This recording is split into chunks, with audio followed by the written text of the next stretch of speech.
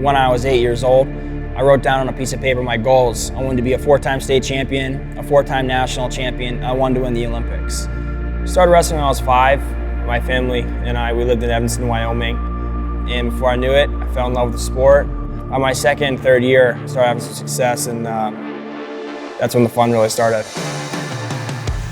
Every weekend, getting in the back of the Suburban, driving to Colorado, Idaho, Utah, different parts of Wyoming, trying to find a local wrestling tournament, show up, wrestle 2 age groups, 2 brackets. And to me, it wasn't really a competition, that was practice. And I think that's where I started developing a lot of technique, and I'm glad that that's the way it started. I had a passion for wrestling and competing and being a competitor. I knew that that's the kind of dedication that it took. I listened to interviews, I watched people that I looked up to and how they conducted themselves and what they said it took to be successful, and I just started doing that. My dad never let me get too confident. It was always, he always challenged me all the time, whether it was going up in weight class or going up in age groups. So I always stayed hungry growing up. You got to be confident in yourself. When you step out there against one other person to be crowned the best in your weight class, the best in the country, the best in the world, you got to believe that you're the best. But making sure that you challenge yourself all the time, and I think that's what keeps you humble, and that's what's kept me humble my whole life. I believe when I go and compete, I'm prepared. I have faith in my training, I have faith in my coaches, I have faith in my preparation. It's the confidence I build in practice that allows me to wrestle with the same confidence when I compete. I'd say right now I eat about anywhere from 5,000 to 6,000 calories a day. I stay away from refined carbohydrates. It's a lot of proteins, a lot of really good healthy fats. Your body will use those as your fuel source.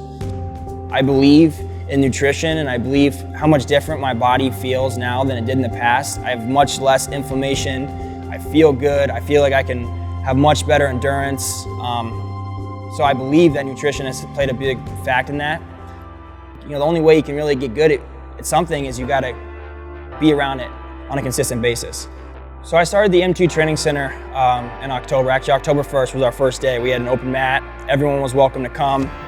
I really look forward to going to practice, just because I'm starting to develop relationships with these kids and the parents, and I have great coaching staff. I have great people that are helping every single day, and I really believe that these kids have the best environment in the country, and it's growing every single day. I would say internationally, I haven't achieved what I want to do, being a world Olympic champion. I haven't made a world team yet. I haven't made an Olympic team. I've been behind some really talented wrestlers.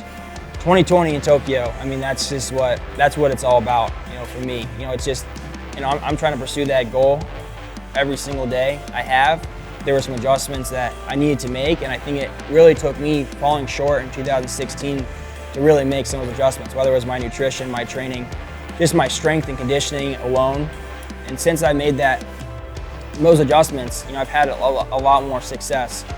I've had a great career to this point, but there's still more that I want to achieve.